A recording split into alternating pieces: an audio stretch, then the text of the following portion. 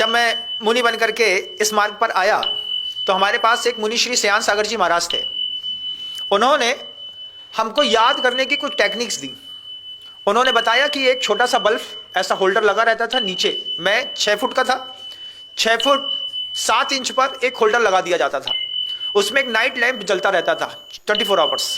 उसके सामने दीवार पे पूरा का पूरा समय सार, स्टोप देश, समाधि तंत्र चिपका दिया।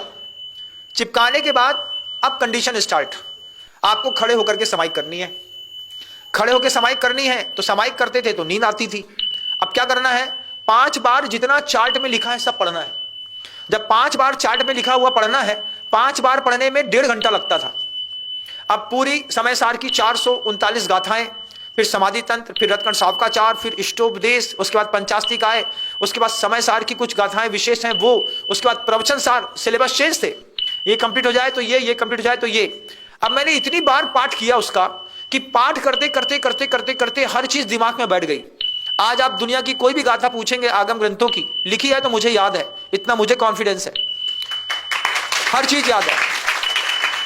अब इसका याद करने का क्या कारण है, आप रोज पाठ करिए। अगर आप रोज प्रतिदिन किसी भी चीज का रिवीजन करते हैं, अनुप्रेक्षा करते हैं, आमनाय स्वाध्याय करते हैं, वाचना करते हैं, तो फिर आप कोई भी चीज भूल नहीं सकते। लेकिन आपने कोई चीज याद करी, याद करने के बाद उसका उपयोग नहीं किया। रोटी क्यों पलटी सड़ी, घोड़ा क्यों अड़ा और पाठ क्यों भूला, क्योंकि पलटा नहीं था।